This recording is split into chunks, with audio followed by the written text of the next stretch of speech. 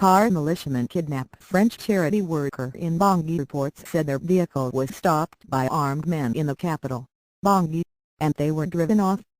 The other person seized was said to be a local man connected with the charity.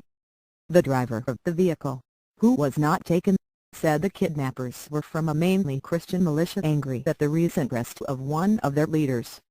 Over the weekend, CAR's senior prosecutor said that peacekeepers had arrested the senior leader of the so-called anti-balaka militia, Rodrigue Nagibona, known as General Andjilo. He was wanted for alleged murder and rape in connection with attacks on minority Muslims in December 2013, as well as on charges linked with rebellion and looting. The three of us were coming from Damara north of Bangui, when we were stopped by a group of 4 anti-balaka militiamen armed with Kalashnikovs in the middle of the city, Brother Elkana Ndawatcha, who was driving the vehicle, told the AFP news agency.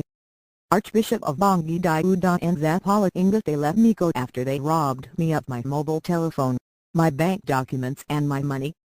One of them took my place at the wheel and took my colleagues deeper into Rape district, he said, referring to one of the militia strongholds in northeast Bangui. The CAR National Secretary of Catholic Charity Caritas, Abby Elize Kurgionde, told Reuters news agency, when we called the French woman's telephone later, the kidnappers picked up and said, "Release our General Andjilo and we will liberate the hostages." The French government has condemned the kidnapping and called for the unidentified woman to be freed immediately. It said its embassy in Bangui was in contact with the city's archbishop, who had been holding talks with the kidnappers.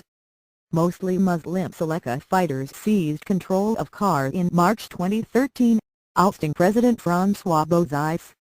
But their leader was forced to resign as president a year ago after failing to curb the violence in which thousands died and about 1 million people were displaced. Both sides have been accused of committing atrocities.